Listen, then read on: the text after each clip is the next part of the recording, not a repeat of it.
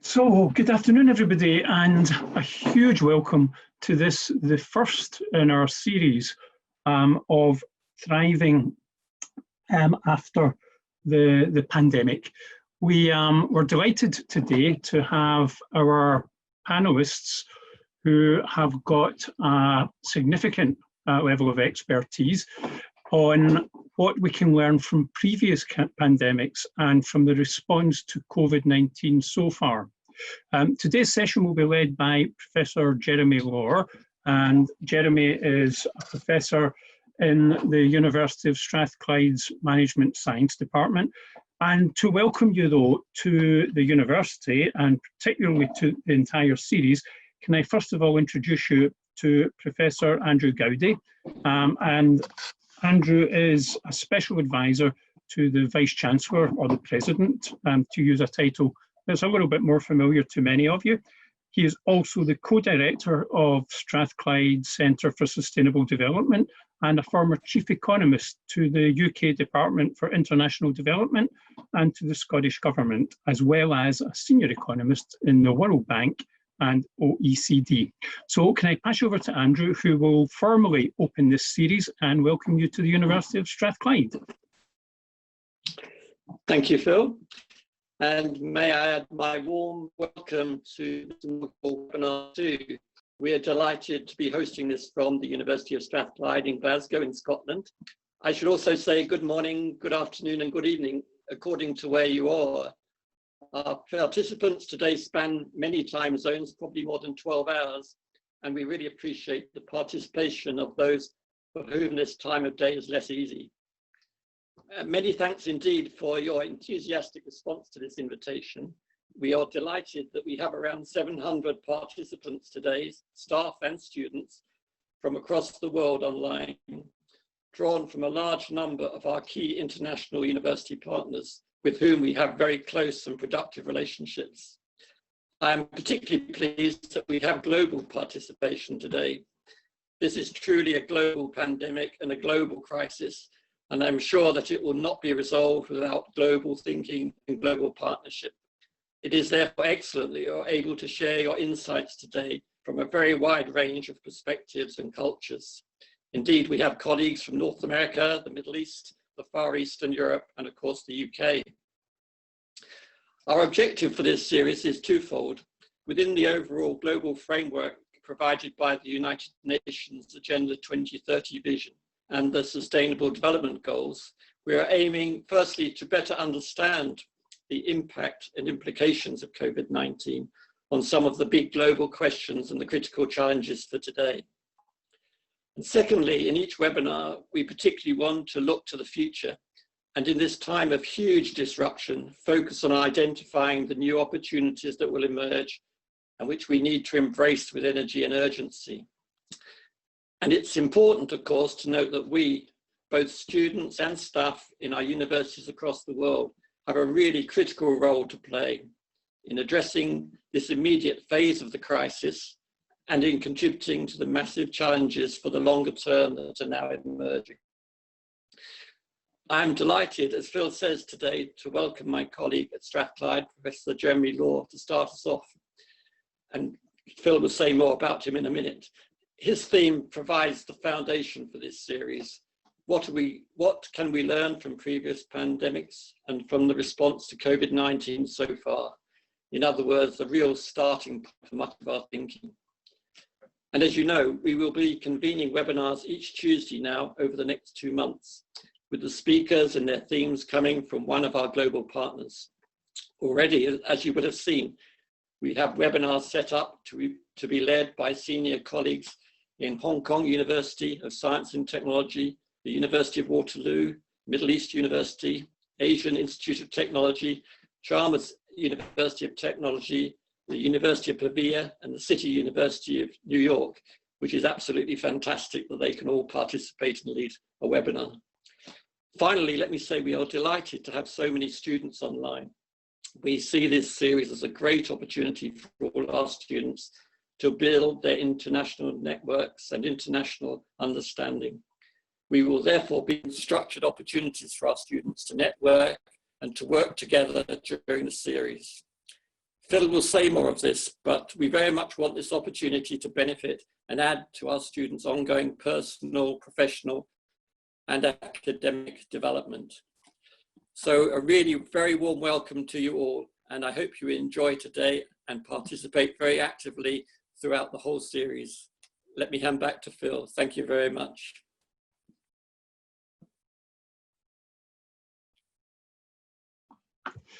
Thank you, Andrew. Thanks for that welcome to everybody.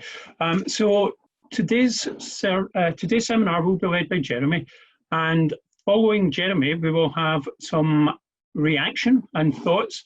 First of all, from Calypso. Calypso Chalkadoo is the Director of Global Health Policy and a Senior Fellow at the Centre for Global Health Development.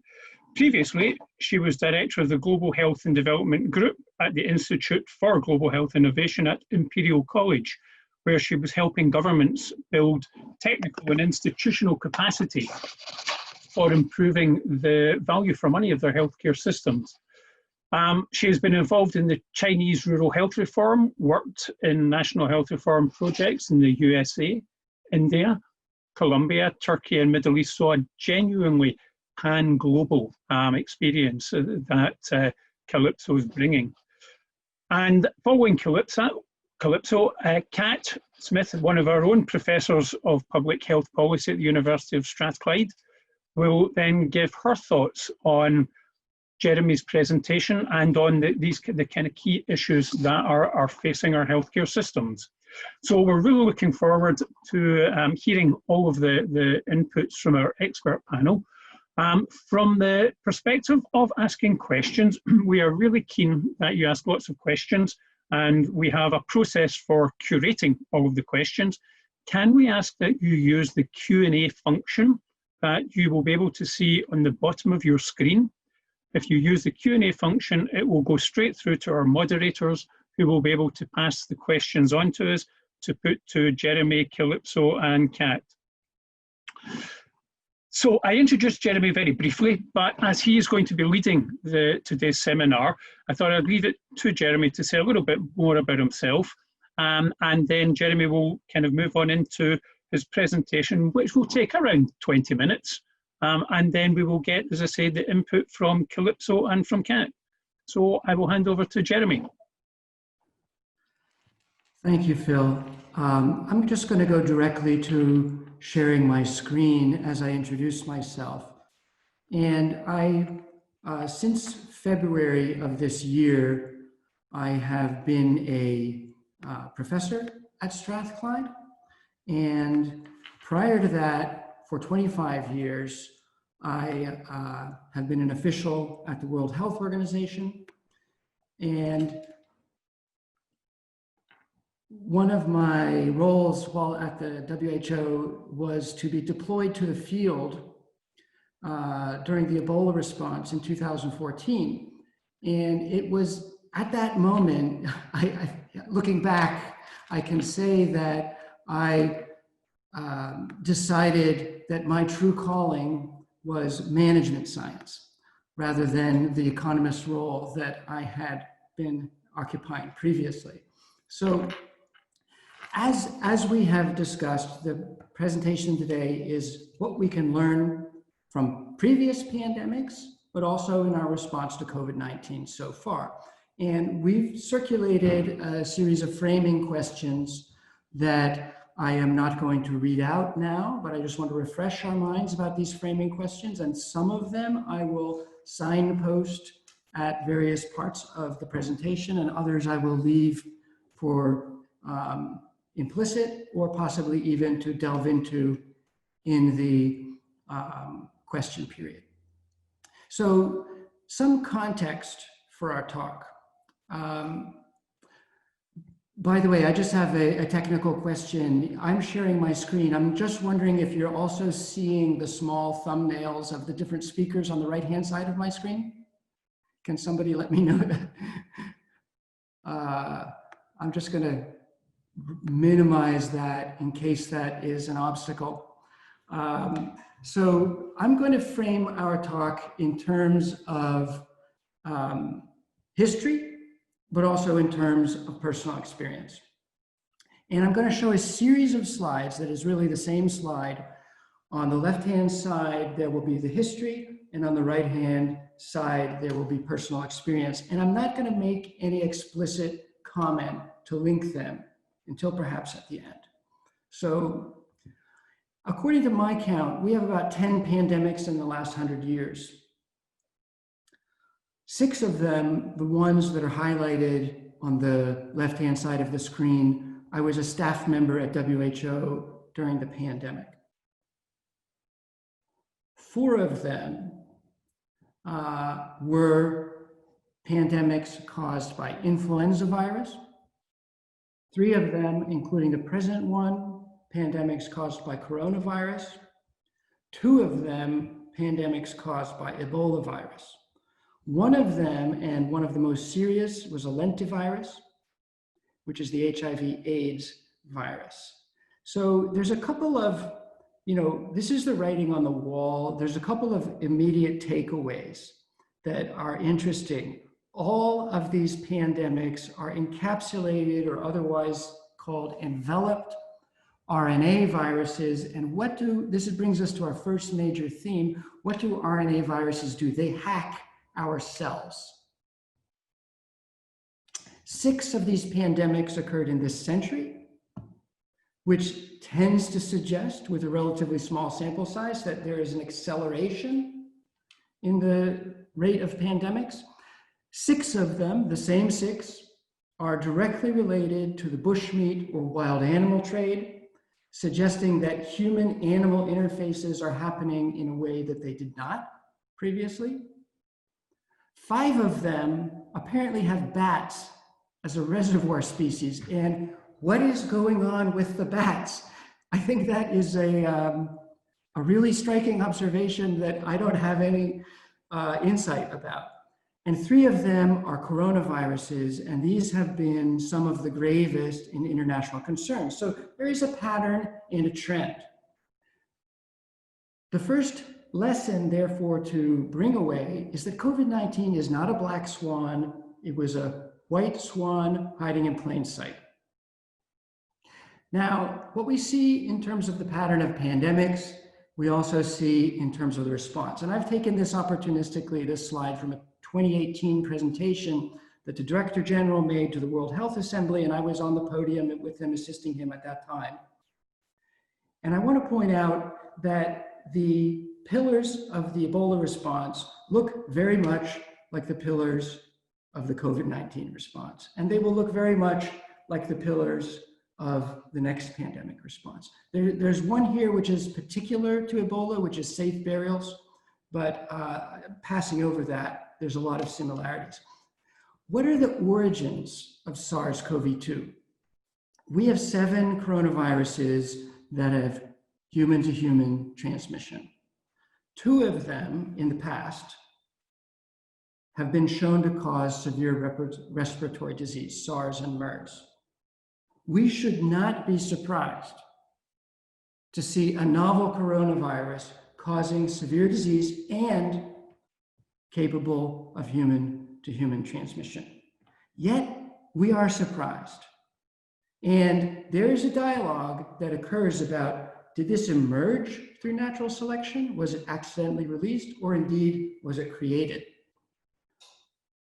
Without diving too far down into the details of this, genomic analysis shows 2 important things about the SARS-CoV-2 virus. That its receptor binding domain is optimized for binding to the human ACE2 receptor. That's first fact. The 2 facts that are important for the origin story are that computational analysis does not predict this. In other words, nature has found a way to hack our cells that our science of hacking cannot predict, which reminds us of the phrase of Hamlet, there are more things in heaven and earth, Horatio, than are dreamt of in your philosophy. So yet again, nature has outsmarted science in finding a solution for a binding of complex proteins that we would have never found had we tried to look for it. In addition, that receptor binding domain is virtually identical to the RBD in pangolin coronaviruses. And together, these two facts suggest strong evidence that SARS-CoV-2 emerged through natural selection, which, based on the large picture panoply of history, we should not be surprised. Again, why are we surprised? There's a reason we are surprised, and that's because this pandemic has made our heads spin. Second main lesson, we need to learn to think in exponential time. More importantly, to act in exponential time. Let's do a little thought experiment. What does thinking in exponential time look like?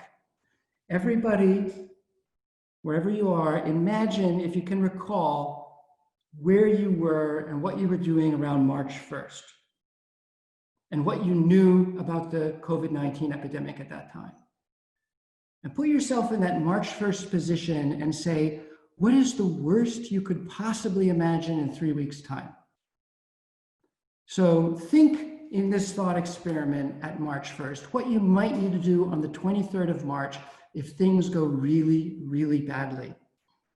Well, the lesson of exponential thinking is that we should have done that on March 1st, and none of us did it. Even those of us who knew we needed to didn't manage to do it. And why is that? I'll come back to that. Mike Ryan says it this way: you need to react quickly, be fast, have no regrets. You must be the first mover. If you need to be right, you will never win. Speed trumps perfection. The gravest error is not to move. Mike says it better than anybody, and he leaves no room for doubt about his opinion. Why didn't that happen? Human institutions are built to work in linear time. They are built for endurance, not speed. They are built with risk aversion built in. This is why we have delegated decision-making. This is why we have explicit chains of command. This is why we have business processes conditioned by a work day and a work week. It's easy to give bureaucracy a bad name, but people forget what bureaucracies were designed to do. And it wasn't to respond to pandemics. Yet, somehow, our bureaucracies responded to COVID-19 very fast, if you think about bureaucratic time. At the end of November 2019, we have the emergence of a novel coronavirus. About 1 month later, we have a publicly available report of a cluster of atypical pneumonia, 44 cases. Less than 2 weeks later, we have the genetic sequence in the public domain. The next day, there's a case outside of China, the first one. A week later, there's the first WHO field mission to Wuhan. The day after that, WHO convenes an emergency committee, which says, we don't have enough information, reconvene us. In 10 days, the Director General said, no, you don't have 10 days. So on the 30th of January, the Director General declared that the outbreak of COVID-19 constituted a public health emergency of international concern. And I just want to say in passing that in international law, there's no such thing as a pandemic. What we have is a public health emergency of international concern. That being said, a pandemic is an eloquent word and it makes our point very clearly, so I will continue to use it. Could we have been any faster? Let's look at the UK, for example. On the 1st of February, we had 2 cases. At that time, what seems like a very small number, 12,000 in China. 12th of February, still only 8 cases that we knew of. On the 12th of February, Chief Medical Officer Chris Whitty and experts briefed to the Royal College of Physicians for 2 hours. Let me boil it down for you. What they said is, get ready. A personal note, I'm not one for internet videos, but I've watched this one 4 times in entirety because we have our rock stars are superstars of technocracy for doing what they do best, and it is a marvel to behold. And that's what I'm thinking on the 12th of February, and less than a month later, or exactly 1 month later, I'm thinking these people can't resign fast enough. That's facetious. That's a facetious remark. But what happened? Welcome to exponential time. So we're faced with these two facts. It's hard to imagine we could have been any faster, yet we bitterly regret the chances we squandered only so recently. Which brings us, that was a point about institutions, which brings us to the next major lesson of the COVID-19 epidemic. The people are the policymakers. It's not just government, and it's not just institutions, the people. How do they do this? Through their loyalty to or defection from policy. If government says do this and people do it, that's loyalty. If they don't, that's defection. It's a kind of a continual election through which the people express their willingness or not to be governed. That is a different kind of problem that we're not used to dealing with in this policy sphere. So government has, in pandemics, two kinds of problems. One, to centralize information and action to government organs who establish policy and determine actions. That's the usual role. But then, very quickly and all of a sudden, government has to decentralize information and action to the periphery, to people at the outside. That's not the usual role. Again, bureaucracies were not designed to do that role. So imagine you have a bunch of people that I'm representing on this slide as magnetized charges, electric charges that they're currently in uncoordinated, not in any kind of unified. Our problem of coordination is that we have to get these actions at the individual level aligned. And we have to do it either through decentralization, means everybody has a magnet, or we do it through centralization, which means government has a great big magnet.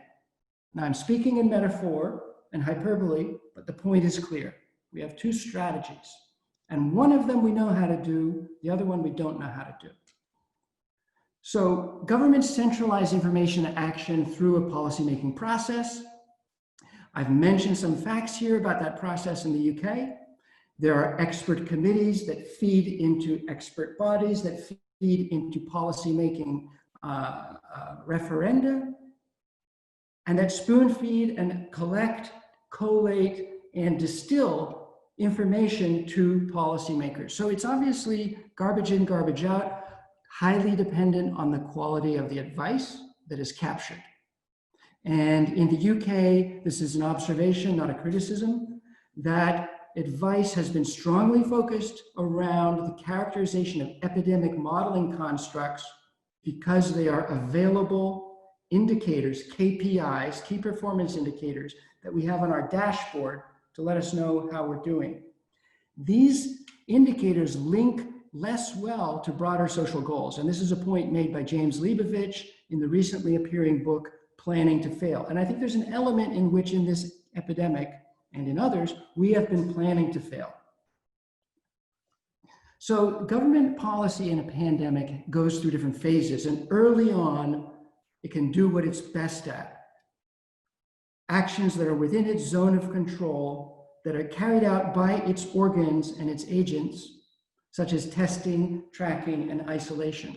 But later on, government needs to coordinate distributed actions of millions of people. And it needs it does this through information, and those messages need to be robust at the periphery, at the farthest level away. They need to empower people to make better decisions, and they need to land inside the Overton window, which is what people will accept. Decentralization is hard. Those are the challenges. The good news is it's in everyone's individual and collective interest, because there are very few propositions that garner as much collective consensus as we should not allow civilization as we know it to end. okay? Nobody wants the end of human civilization on the planet. So we have a kind of consensus mechanism that has a much stronger motivational pull than almost anything that we do in politics, and yet we have this difficulty. So it's worth asking, and these are just my musings, what kind of mechanisms do decentralize well? And we have the market, which is the classic marketplace. You know, the market is actually a place where people exchange goods. And we have the internet, which now is pretty much everything in an online world.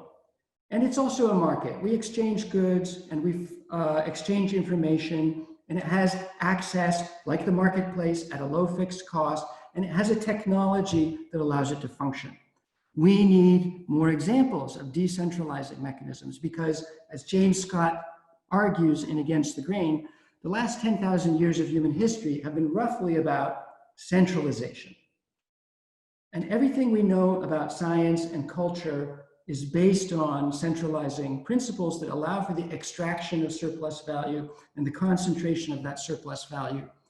But what is the problem now is that COVID-19 targets our weaknesses. Lesson number 4, it doesn't just hack our cells, it hacks our institutions. COVID-19 could be called the Goldilocks pandemic. Why? And this is related to the question, how bad is it? Well, as Goldilocks might say, it's just right. It's just bad enough in terms of its lethality that it is appalling on mass scale, but just small enough that individuals have a hard time in understanding the risk. It's infectious enough that it spreads rapidly to very many people, but there's enough asymptomatic cases that we don't perceive that spread. Further, its characteristic times, the times that determine the epidemic dynamics of COVID, are long enough, longer than, for example, influenza, not as long as, for example, HIV/AIDS. So we're somehow in that awkward position between two chairs, the one that is too hard and the one that is too soft. We're in the chair that's just right, but it's just right for the virus, it's not for us. We're always farther behind than we imagine, and it always takes longer than we expect for interventions to have an impact. So we're going to be with this virus I would be so happy to be proved wrong about this point, but I will make the assertion it's going to be around for a while, and that it is also going to demonstrate itself to be a kind of an ideal opponent of the sort of globalized, centralized world that we've constructed. And I think over the long run, if we're looking at a marathon and not a sprint, the social impact can, and if it already hasn't done so, overwhelm the direct impact. So we need an exit strategy, and a vaccine is a logical exit strategy. And where we are being exposed and hearing a lot of talk about how hard it is to develop a vaccine, I just want to remind us that we've done it before, that in September of 2014, when the World Health Organization was still debating if Ebola was a problem in West Africa at the highest level, 9 months later, in July of 2015, we had 2 antigens, 2 vaccine delivery strategies, 2 platforms for delivery in phase 3 trials in the countries. And these were ultimately deployed. They were not the best vaccines that we would like to have. They had a very challenging cold chain to maintain, but we did it. So when we think about vaccines, we have to think about one other thing that decentralizes well. And I held this one back, I admit it. I held this back from the earlier discussion because it has a somber note to it. And what else decentralizes well is disinformation and rumor, because we have the attention economy and the brain hacking industry. There are large rewards available for capturing people's attention. This fact, which comes to the fore now in a much more critical way, perhaps, is not a new observation. And we have seen, for example, that elections held in effect, in the Twitter sphere aren't necessarily won in the people's own interest. So anti-vaxxers and cranks of all kind, this is a growth period for their industry. Get ready for it. Our standard commercial product, manufacturing, marketing is going to respond as best as they can, for better or for worse. But where in this equation are the public interests? We need a robust response that I'm calling distributed governance. And I sat down and I brainstormed with others, some of them who are on this panel, about what are the criteria of distributed governance. Well, it would be a way of reverse hacking the attention economy, because the people that invented the internet thought they were inventing an exchange for information, but they invented a market for attention. To reverse hack that, to protect the information content, to be inclusive and democratic in including all information, to be collusion resistant, hacking resistant, to be easily verified and public, to be participatory and with low barriers to entry. So this is some of the work we're doing now at Strathclyde. And as I'm speaking to primarily a university audience, if not exclusively, I want to throw that out to you sooner rather than later, because it's something we want to engage on with you together. So when we look around at people that are getting it done, countries that are getting it done, these data are from Johns Hopkins University website, and they've been compiled and analyzed by Colin Mathers, a friend of mine, former coordinator of mortality and health analysis at WHO. And I'm putting up the country names, not to name and shame or to name and praise, but just to say that there's some surprises there, and it doesn't match necessarily with our preconceptions about virtuous government. So countries that are getting it done, that are really pushing the curve towards zero are shown here. Countries that are getting close, and I've highlighted some of those that started off in extremely bad situation. I'm calling New York State a country here, as Colin has done for the purpose of the analysis. And countries that are not there yet. Again, some surprises. So I think if we look at that kind of panoply, we have a lot of examples to study. There are a lot of lessons to draw out of that. And with reference to the university sector of which we all form a part, we have already made some essential contributions in terms of online learning and working. We have been, if you like, a sector well placed to respond. And now we need to push that response further out into the research and knowledge exchange. And I think we have a way forward here. And this is a picture that I took in Kindia province in Guinea in 2015 of a road that it's not maybe the road we expected to travel on. It's not maybe an easy road, but it does allow us a way forward. And it does give us a horizon with new vistas at the end. And I now want to comment on the pictures that I showed earlier, which is that before COVID-19, I could say, yeah, you know, I've been in the field fighting a pandemic. Well, and this big historical panoply of pandemic facts were somehow abstract and remote. Well, we're all there. All of us are on that road. All of us are facing those dire challenges. And all of us are going to have to work together in new ways to move forward. Thank you very much. Jeremy, many thanks for that. That was a fascinating insight into your experience and what we can learn from previous pandemics. Can I pass over now to Calypso and just ask Calypso, first of all, for your reaction to what Jeremy was saying, but also just from your experience, what you would add or any kind of differences of opinion that you might have in Jeremy's take? Thank you, Phil, and hello, Jeremy, and good to see you. It's been a while, and I hope we'll able to meet again before too long, but thank you for inviting me. I think, if I may, just to make three points, I think to some extent, some of these have already been made by Jeremy, so I want to perhaps emphasize them, and perhaps one of the two hasn't, not to the same extent anyway. But so the first point I want to make has to do with modeling, and as you said, Jeremy, perhaps there's been a bit too much of an emphasis on modeled estimates versus data. And of course, the two are not meant to and should not be seen to be in competition, but complementary. And so modeled estimates of mortality in particular have been driving policy responses in countries around the world, including here.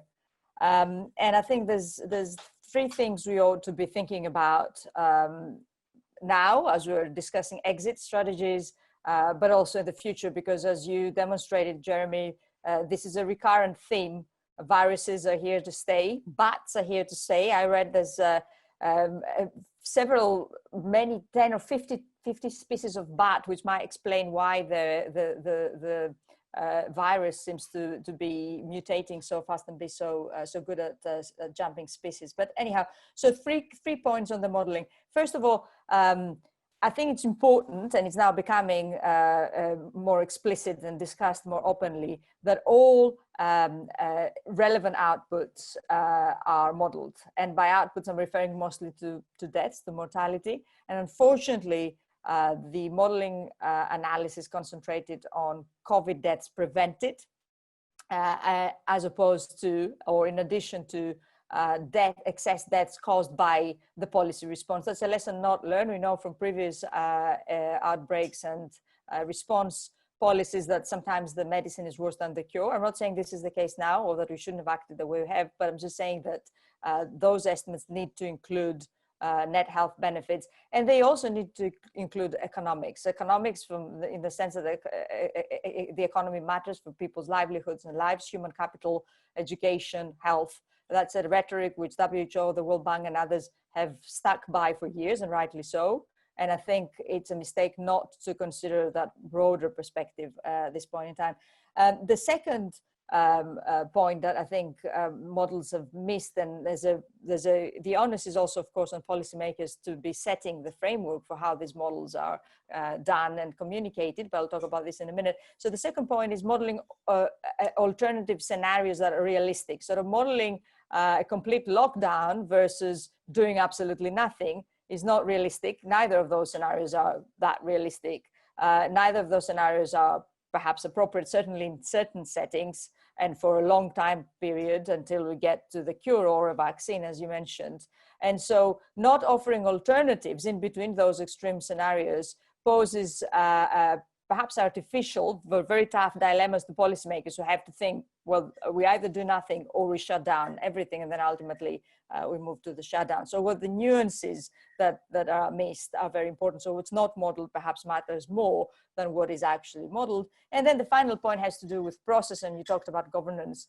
With who sets the process? I think in the UK we have a good track record, tradition in setting up processes for using evidence to inform policy, but we haven't drawn on this tradition. We've seen SAGE and the other committees, we've seen an attempt to communicate through the Chief Medical Officer, but yet I'm thinking of processes such as NICE's processes, where you have a much more coordinated effort, multidisciplinary, with extensive consultation with different stakeholders. I appreciate time is of the essence, but you showed us the time frame. We're talking about several weeks, and this is a period during which some of these steps could have been taken, or still we have time to take them. So 3 points on the models, the different alternative scenarios of possible actions, modeling all lives lost or saved, and modeling in the context of a process.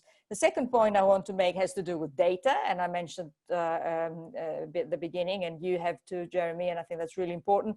After tens of billions of dollars spent, I'll move now to the developing world setting, through vertical programs, through supporting analytics for TB, HIV, malaria vaccines. We still have no credible data coming out of the Sub-Saharan Africa, for instance, on mortality by age. We're not talking about comorbidities or anything else. We just don't know how many people are dying from COVID broken down by their age. And I think this departure from traditional epidemiology, the dismantling of labs, the dismantling of surveillance processes, perhaps in favor of modeling, perhaps we've become too convinced that instead of using real data, we could just model out the estimates. We can model the impact of our aid. We can model what would have happened had we not done something. So why do we need to measure? And we see some of this also in this country.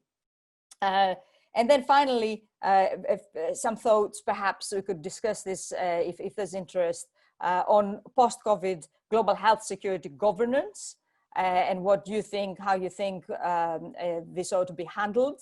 I think we've seen the announcement for a joint biosecurity centre in the UK, which will take control of the response, manage the different tiering of the security, the threat levels to the country, along the lines of terrorism, basically, and which will be run by a senior civil servant likely to become the next head of MI6. So a move towards a different model, perhaps. What are the implications of that? I don't think we shouldn't draw lessons. We shouldn't also learn, perhaps I admit our failures as a public health community, but we need to put out there credible alternatives in terms of domestic and global governance as we're coming out of this crisis, hopefully soon. So I'll stop there, and thanks again for having me, and good to see you. Perfect. Many thanks, Calypso, for that input, which I think kind of highlights and reinforces some of the points that Jeremy made, and also kind of gives us a slightly different perspective as well from some of the work that you've been doing. So can I now pass over to Professor Catherine Smith from Strathclyde, and Kat, just get your initial reactions to both Jeremy and Calypso, and also kind of your thoughts on kind of how we learn from previous pandemics, and any thoughts you have on moving forward. Yeah, great. Thank you very much. So I'm going to make 6 points, and some of them do overlap, and some of them are a bit different. They're informed by my particular focus, which is on the use of evidence in policy and understanding who influences policy decisions that impact on health. So the first point, which does touch on some of what's been said, is that it can often be strategically useful for policymakers to claim that policies are evidence-based and led by the science. And I think the utility of that increases in a time of crisis like this. So we see like more and more claims that policy decisions are being based on the science and led by the science. And I think initially that can be quite attractive to a lot of researchers who often want their policy decisions to be evidence-based, but we also see some of the limitations of that and some of the dangers in scientists getting too drawn into the political policy-making system and not necessarily realizing what it is that they're getting into. And if that happens, there can be impacts on the credibility of science. So that can be, science is obviously very useful in terms of crisis and decision making now, but it can also be dangerous to link the two, political decision making and scientific research, too closely together. The second point is about the attraction of modelling, which has been talked about quite a bit. So interestingly, in the research that I've done on evidence use in the UK and the EU, the idea that modelling is a particularly useful form of evidence for policymakers has come up quite a lot. And some of the things they've said about why it's useful is that they like the fact that it's kind of forward focusing, it's focusing on projections, and it's producing numbers. So it's producing something that somehow feels concrete and reassuring. And previous research on the kinds of evidence that policymakers use in times of infectious disease outbreaks, pandemics and so on, suggests that modelling is particularly attractive at those times. So this interest that we've seen in modelling and so much spotlight on modelling is something that's happened before in previous pandemics, although perhaps not to this degree. And I think there are some dangers here. Obviously, modelling is really useful, But I think it's clear, and we see this playing out now, that when you've got a new disease, that there's so much about it that you don't know. So there are so many assumptions that are built into the models. So they're necessarily limited by those assumptions and will have to be revised as more evidence comes out. But part of the attraction on the policymaking side is this sense that they're producing something concrete that the policymakers can kind of hang on to. So when those kind of seemingly concrete projections change, that can cause a sense of a lowering of confidence in the role that science has to play in decision making and in modelling specifically. And we can see a bit of concern start to arise about modelling, which I think is problematic because modelling is useful, and we don't want public or policy confidence to be too dented in it. But what's important then is when policymakers are using modelling that they are clear themselves and clear when they're communicating it what the assumptions and limitations of those projections are. I think what's also really important is to ensure that the scientific advice that's being sought doesn't become dominated by any one particular area of expertise. And I did feel that in the UK that there seemed to be a particular focus on modelling in the early stages and not enough focus on a range of other areas that were important for this pandemic. The more traditional public health approach would have always emphasised testing, for example, and PPE. So, and they clearly weren't having as much influence as they might have done. But there are also other areas like logistics and supply chain management, which you need for getting PPE out there.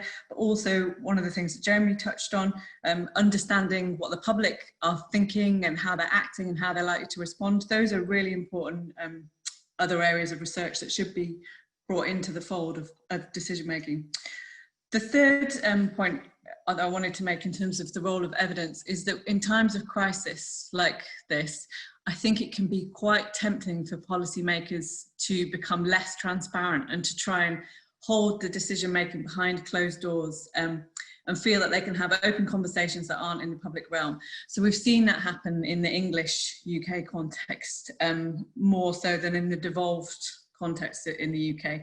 So Scotland and Wales, I think, have taken a slightly different path here. And there are, I understand why that's tempting, but there are also real problems with that, because then you start to get the drip, drip, drip of information that's competing accounts of what went on behind those closed doors. You start to get different people trying to frame a situation differently. And before you know it, you have in the media, as we've had in the UK and as is happening in Canada at the moment, you have a kind of sense that there are battles going on behind closed doors. It's unclear what advice was given. Scientists start to get concerned that they're being framed as having given certain advice which they didn't, and so on. So I think in the evidence use literature, people are quite clear that it's important to be as transparent as possible. The fourth point is about communicating uncertainty. So that again is an area, it's known to be difficult to communicate uncertainty well. Clearly it's something that has to happen at the moment. And if you fail there, and I think the UK has failed there, if you fail there, you risk looking like you're just changing your mind constantly, rather than having communicated the fact that things were uncertain and will have to constantly be revised, which and I think Scotland has done better there. The fifth point, and I wonder here if Jeremy and I talked about this the other day, I'm unclear whether this is to do with how Jeremy uses the term decentralization. I'm unclear whether we mean we have different views here, or we have the same views but we're using the term in different ways. So I feel that this current pandemic has really affirmed the role of the state and the importance of the state as a really key policy actor. Previously, prior to the pandemic, there was a lot of discussion about how the kind of declining role of the state as an actor, and I think the way in which the state has stepped in across multiple countries shows how important it is. So yeah, I think it'd be nice to ask Jeremy to reflect more on what he means by decentralization. I'm keen to find out more. And then the sixth and final thing touches on something both Calypso and Jeremy's touched on, which I think is the difficulty of thinking ahead. So I think what this pandemic to me has shown up is some of the real limits to bureaucracies and to really human imagination. So you can see in the UK that there were assessments of how prepared we were for a pandemic and whether we had enough PPE, and that those assessments showed that we didn't have enough PPE, but action wasn't taken. And I think there are a number of things happening here. One is that it's so hard for us to imagine scenarios that are vastly different to the one that we're living in at the moment. I think people must have not felt that was a really important kind of lack that the UK have, and now it's clear that it was. But there's also this issue of bureaucracy and the kind of spread of responsibility and the lack of clarity about who takes leadership on different issues. Bureaucracies are really good at many things, but they are not good at that sense of imagining different futures and planning for very different alternatives, and I think there is some parallels there that we should think about in relation to climate change. And they're also not good at reacting very quickly, as Jeremy said, and I think that is something we need to think about. Do we need slightly different systems in terms of planning to respond to crises? That's all my Excellent. Great, thank you, Kat. Again, some hugely insightful comments there. And as you can imagine, the screens are kind of lighting up with questions from participants to all of our panelists. I'm not 100% sure. I know Jeremy is available to stay on for a while to take some questions. Calypso and Kat, are you okay for a little while to take some of the questions that are coming through? Sure. Excellent, I need to leave at 2 if okay. Yeah, perfect. Okay, so there have been quite a number of themes that have been coming through in the questions that were being asked, but I think one of the key themes that's come through is about preparedness and why some areas seem to be more prepared, why some areas have dealt with the pandemic better than others, and really just trying to get the panel's thoughts on preparedness. Calypso, do you have any kind of thoughts on that?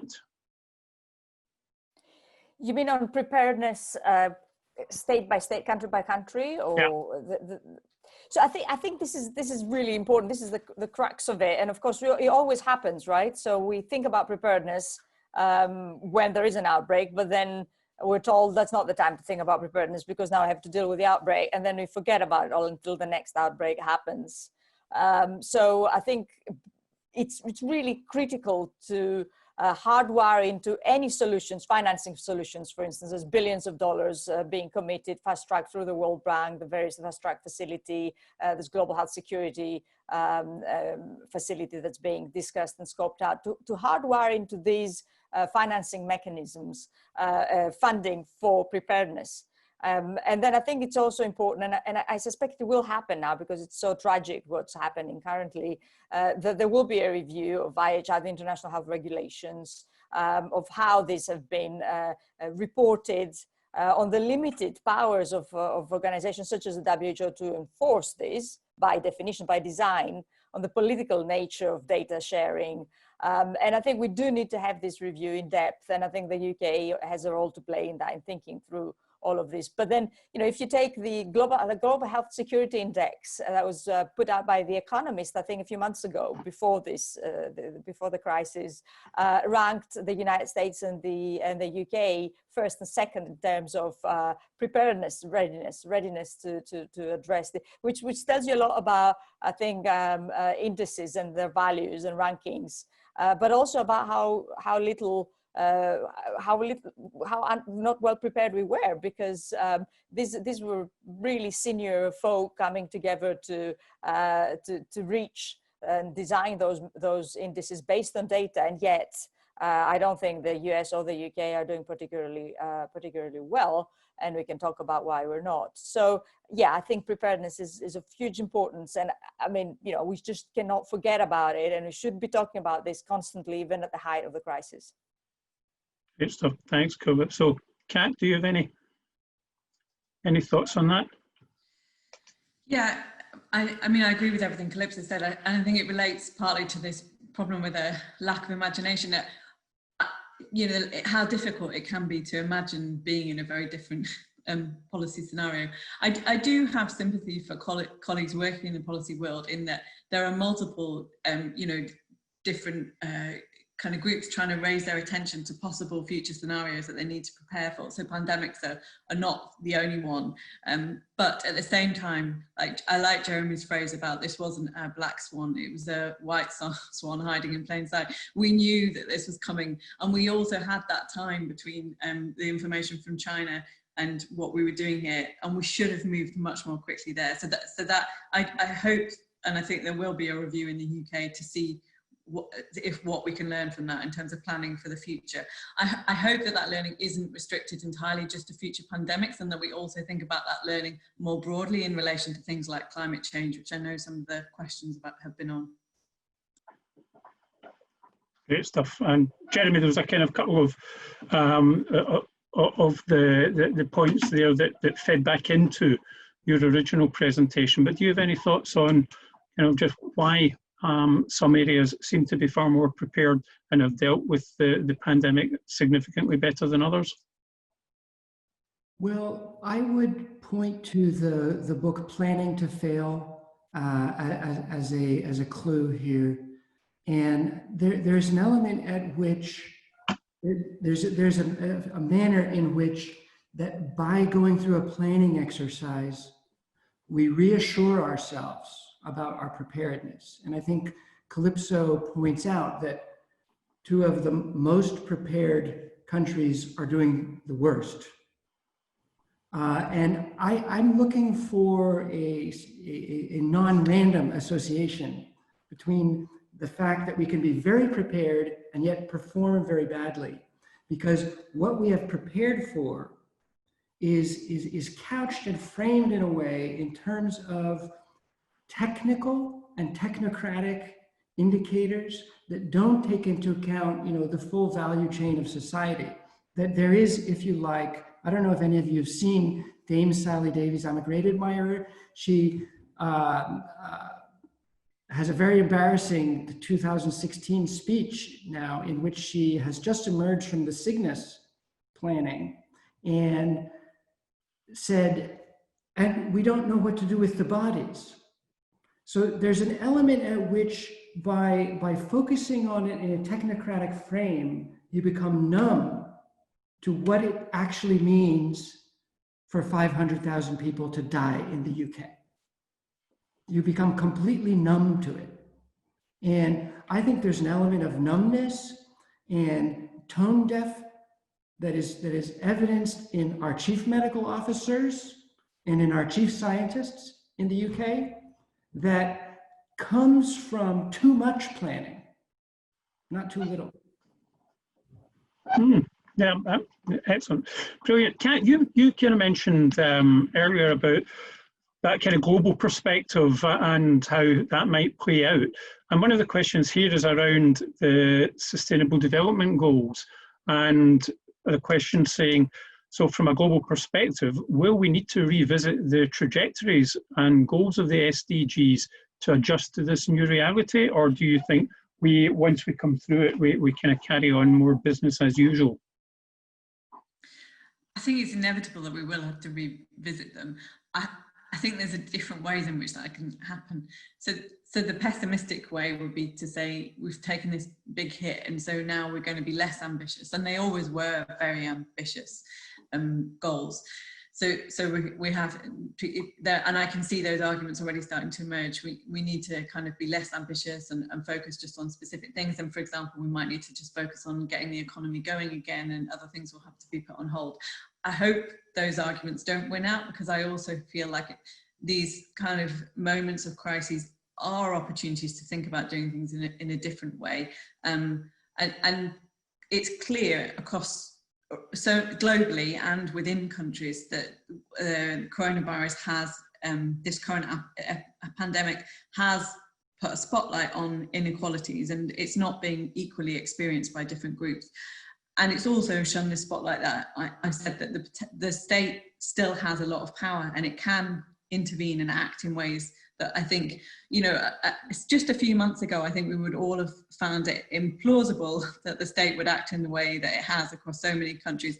So I think that shows the potential. So I hope that the conversations move in a rather different direction, which is to focus more on thinking in a different way, which focuses more on addressing the inequalities and thinks about the Sustainable Development Goals more radically in some ways, because we've seen that we can take action if we need to, and we can do things very differently. But I think there is going to be a bit of battle there between those different routes that we could take. Thanks. Calypso, I'm aware that you are going to have to leave us very soon. So before you go, I just thought, because of particularly the work that you've been doing on kind of a global scale, do you have any thoughts on the notion of herd immunity? Is this something that is even feasible, or are there any models that would point us in the direction of how we might manage that? Well, I think our politicians or our chief scientific advisor has given herd immunity a bad name. So it's a tricky term to discuss. But ultimately, what we're going to try and do with a vaccine, hopefully sooner than later, is precisely that, to get to that point, whereby by becoming immunized, you protect the herd, including the most vulnerable amongst us. So I don't think there's anything wrong with that, and that's science. Now, I guess the question is, how do you get to this? Ideally, you get to this through a vaccine. Can you get to this through just, as people describe, letting the virus rip through the population? Well, yes, you could, but then you'd have to take a significant loss of lives. On the other hand, how do you manage that? Do you keep everybody isolating at home? How long can you keep that going, especially in developing country settings where people have to go out to work, have to be supported? So it's not easy for them to work from their computer in their living room and get paid. So I think the nuances are many and very important. I was looking at a recent study, all of them pre-publication, non-peer-review yet studies with all the caveats that showed that social distancing in US states has led to our being effectively stabilizing. And so, what happens when things open up? And we're seeing, again, in places like China and Korea, hotspots after the measures have been relaxed. So I think all in all, we need common sense, we need science, and we need different types of science, we need transparency, we need processes.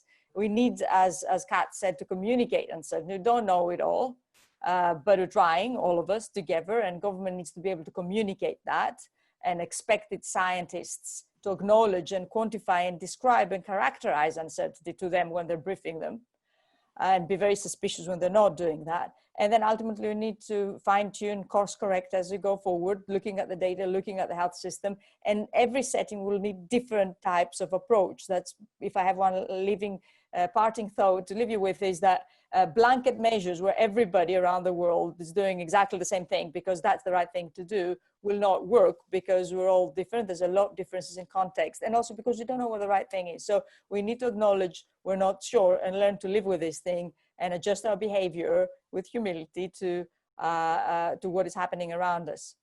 Thank you. Thanks, Calypso. And I know that you now have to go. So a huge thanks from everybody at Strathclyde and from the wider group of students for what's been fantastically insightful comments and for sharing your expertise and knowledge with us. Jeremy, if you and Kat are still okay to hang on for a couple of minutes, there's just a couple of other questions that I think would be good if we could just try and pick up on. So we've got some of them, but there are a number of themes, as you might expect, coming through. But one of them here is about a question on the credibility of data from countries on things like the number of deaths, and also questions about the different ways that we're collating data, which makes it we hear in the UK constantly that it's very difficult to compare one country with another because we're all at different stages of the process. Is there any kind of notion that there is a specific or there's an objective way of gathering the data that would allow us to compare it? Or do you feel that these are kind of political posturing that we're hearing when actually we can quite easily compare deaths per million that politicians seem to be very uncomfortable talking about? So if that was for me, I would say 2 points, really. I think anybody that works with data quickly learns how messy and, in a sense, unreliable they can be. The second point is that though messy and unreliable, there's information there. And we know a lot about how to systematize and study the information that is contained in data. And we can use those same techniques to study the information contained in experts, in models, and in published reports or news briefings. And there's an industry of people that are dedicated to doing that. And my personal, all things considered view is that, yes, there is manipulation, yes, there is underreporting, but I think the underreporting is a much bigger issue than the manipulation. That, you know, that where we are stuck in the situation of where we have actual ignorance rather than a desire to conceal is the dominant factor. And I think we have, as I say, there are techniques for dealing with this, and we can bound the uncertainty. And I think as a rule of thumb, you know, the numbers that we're seeing for deaths are not going to be off by much more than a factor of 2, for example. And that's, I can't remember who it was, but a famous British epidemiologist said, if we can do that well, we're doing pretty well, a factor of 2.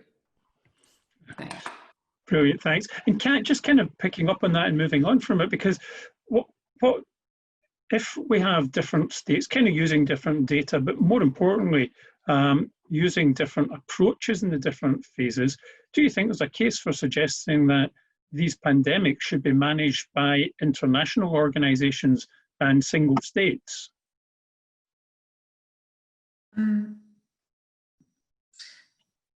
So I think you could make that case, but it's really hard to know which international organisations.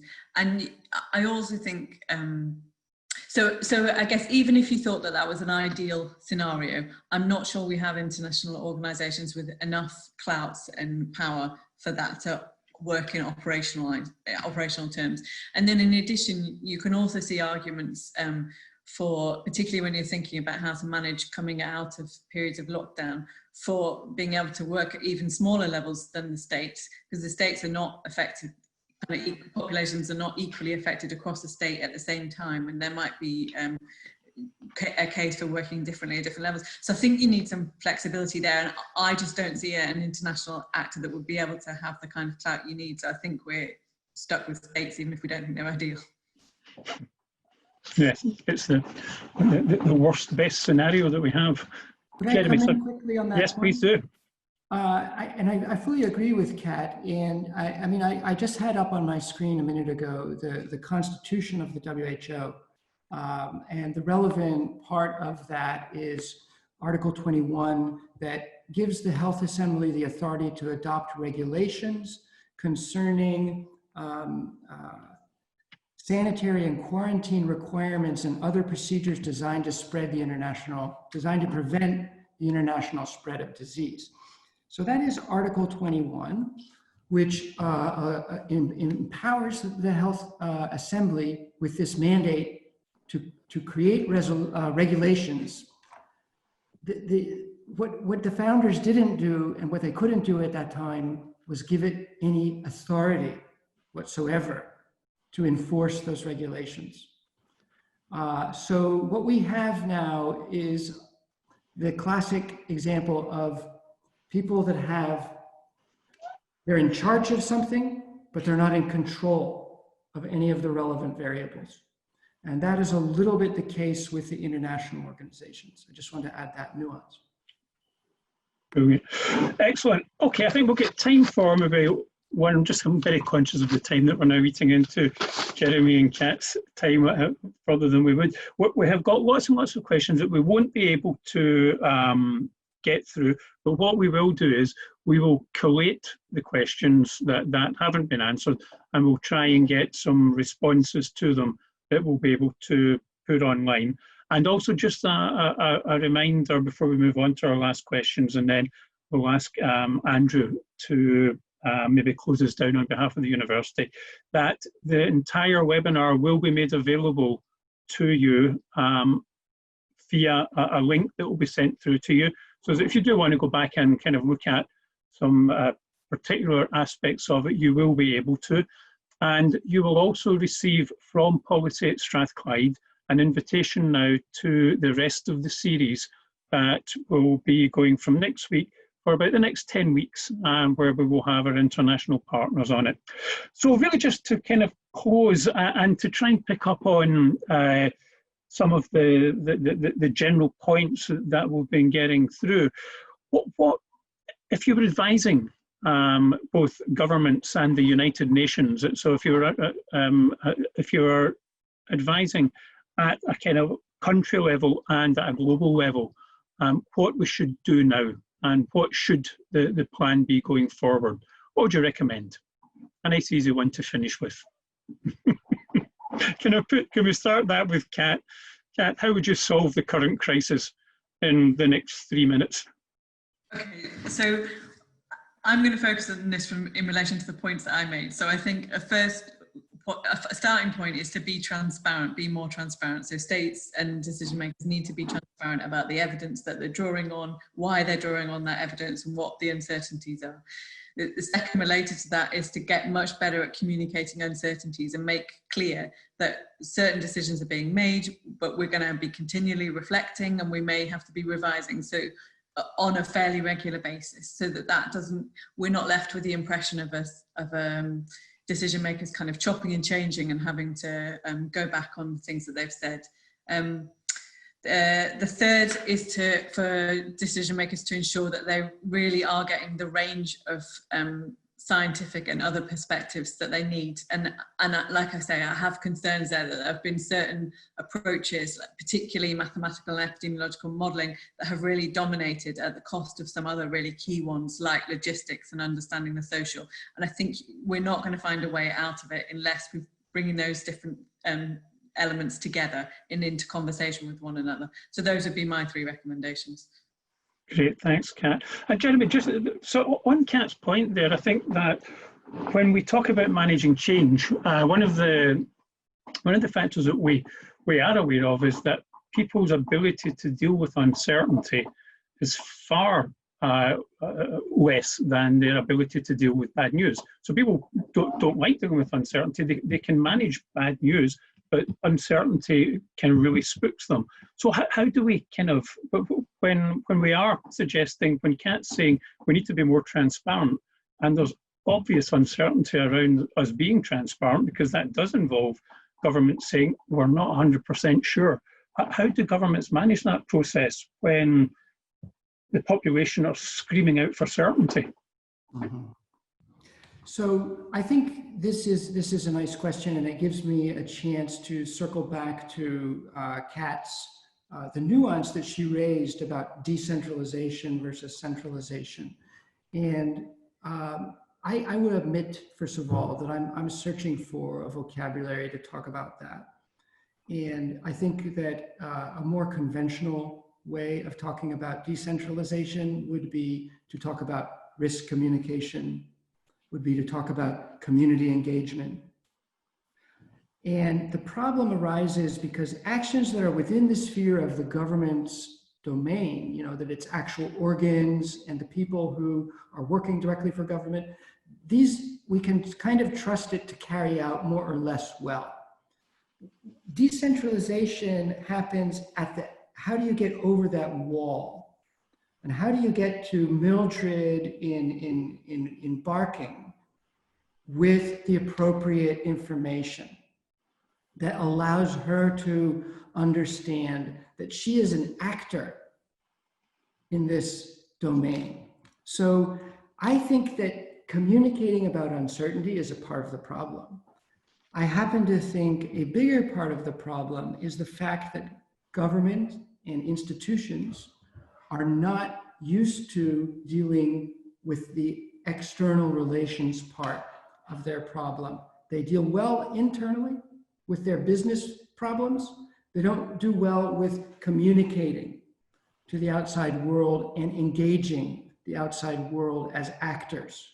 So I think that to get Mildred and Barking to understand uncertainty, we have to first of all get her to understand that she is an actor, and an important one. Brilliant. Thank you, Jeremy, and thank you, Kat. We have literally got dozens of questions that have come through. As I say, what we'll do is we will kind of gather them together. We'll maybe try and ask Jeremy, Kat, and Calypso to have a look at them to give us some thoughts. We'll put them into far broader themes, and then it means that we can then send them out to everybody that's on, just with some thoughts and comments on it. And before I go to Andrew, just to remind you that next week it's the turn of Hong Kong University of Science and Technology, and they will be looking at some of the innovations that their engineering teams have come up with that are going to help us to kind of transition into the new world. So can I pass over to Andrew? After Andrew, we will close the webinar down. So just a huge thank you from all of us here at Policy at Strathclyde for joining today's webinar, and we look forward massively to seeing you next week. And I'll hand over to Andrew to say a final words on behalf of the university. First of all, a big thanks to all those who've come online today. It's been a fantastic number of people, and I'm hugely grateful for your great enthusiasm. A particular thanks, of course, to Jeremy for his presentation, and to Kat and Calypso. I think it's been a great start, and I think it's set us up for this series really, really well. I think it's given us a framework for thinking about these problems, because we hear masses of knowledge, masses of information, not necessarily knowledge sometimes, but I think having a framework for seeing what the real challenges are and thinking about it in a structured way is immensely helpful. I won't attempt a summary of everything that everybody has said, but I think there's been some powerful points around anticipation and around data and evidence. And I think that the interaction between the political world, the economic world, the institutions, I think that interaction has come through very powerfully in this. So too, I think, is this crucial question about how you engage between communities and with the people through centralization and decentralization, and these basic questions and how you engage, and fundamentally how people's behaviors will respond to what's going on at the moment, and how they'll respond to what is being said by the leaders in their countries, let alone the global leaders who so far have not provided a particularly coherent voice. But thank you ever so much. I think that's a really, really great start, and looking forward very much to hearing our colleagues from Hong Kong University of Science and Technology next Tuesday. But thank you very much, and to all those behind the scenes who've made it work today so well. Thank you very much indeed. Thank you, everyone.